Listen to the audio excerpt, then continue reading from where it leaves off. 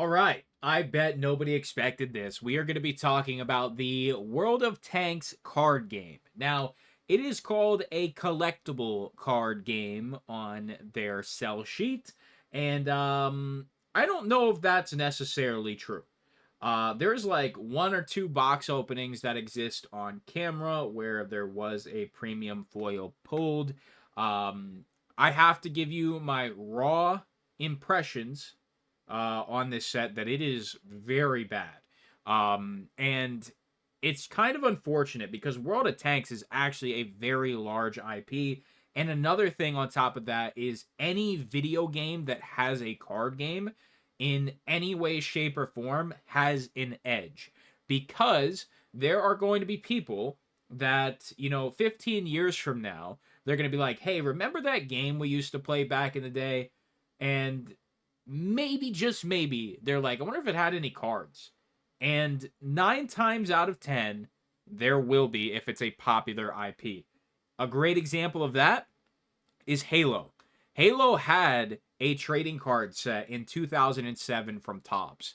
And at the time when it came out in 2007, when I was just a child, that was something that I did everything in my power. I begged my parents to get me some boxes.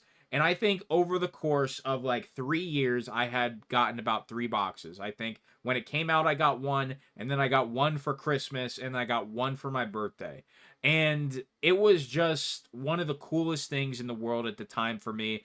And now, fast forward, like 18 years later, I'm running an entire trading card business, and they come out with the Upper Deck Halo Legacy Collection, where I was in a position to buy a shit ton of it and got to open a little bit for myself. And the business was able to stock a large amount of it for people around the world to purchase, especially when it comes to the UK, where they had a 1 year embargo on it, where they could not purchase booster boxes of it. We at least could sell them sealed packs. I couldn't sell them sealed boxes because I'm not a Upper Deck Diamond official online retailer, but we could sell them some packs. So that was cool. Anyway, video games that have card games, typically the card game is good if the IP of the video game is good. I have high hopes for this Cyberpunk CCG coming out. Pokemon is self-explanatory. Fortnite has cards. There's so many games that have cards. World of Tanks is the next on the chopping block, and I gotta say, they definitely missed the mark. So I would highly suggest you watch the one box opening that's on YouTube. The cards are very low quality. They are low quality cards, and I'm not gonna sugarcoat anything. Not being paid to make this video, nothing. The cards are extremely low quality. The art is extremely low quality. I think probably most of it is AI, if not all of it. Now, obviously, some of the stuff could have came from in-game screenshots in some way, shape, or form, maybe. And then I guess you wouldn't have to really credit an artist for that, but there's no artist listed on any of these cards. Now, don't get me wrong.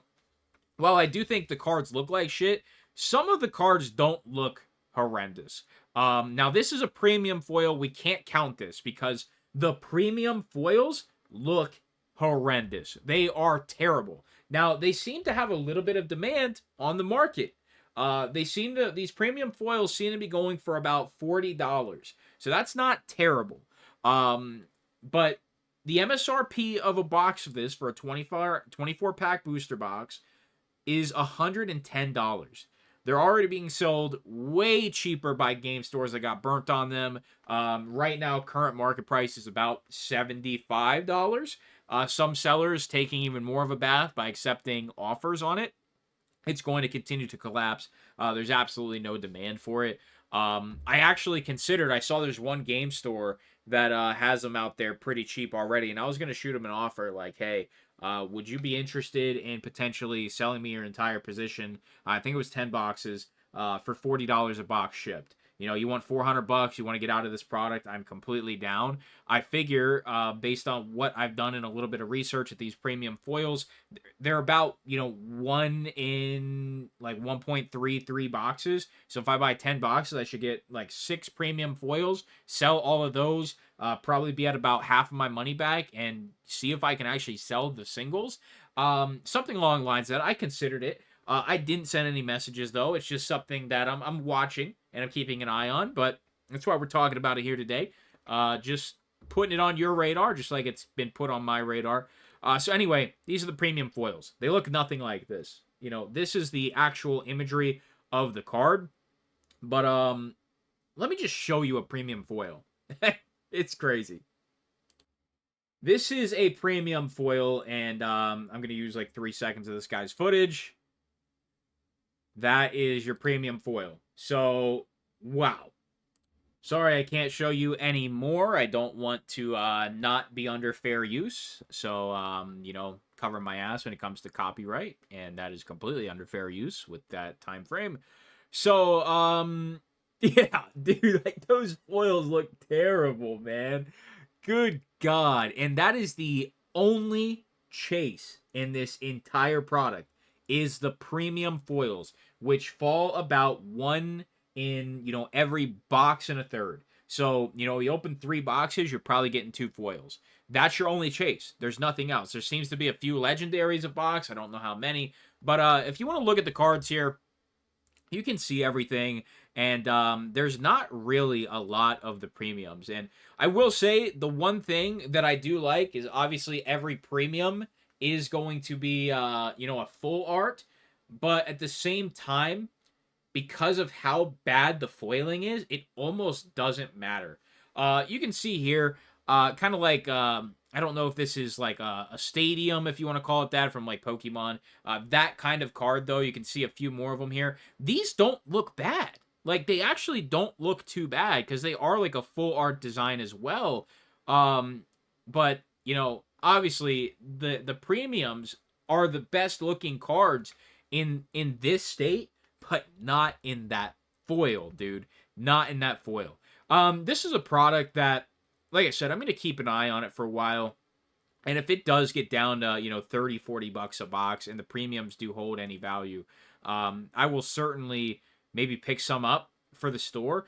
I'm actually, because this is such a niche card game, and because literally, I did a little bit of research, and there is not a soul selling really any of the cheaper stuff. Not selling, I think there's one guy selling decks, and there's the guy selling the booster boxes. There's no other entry point.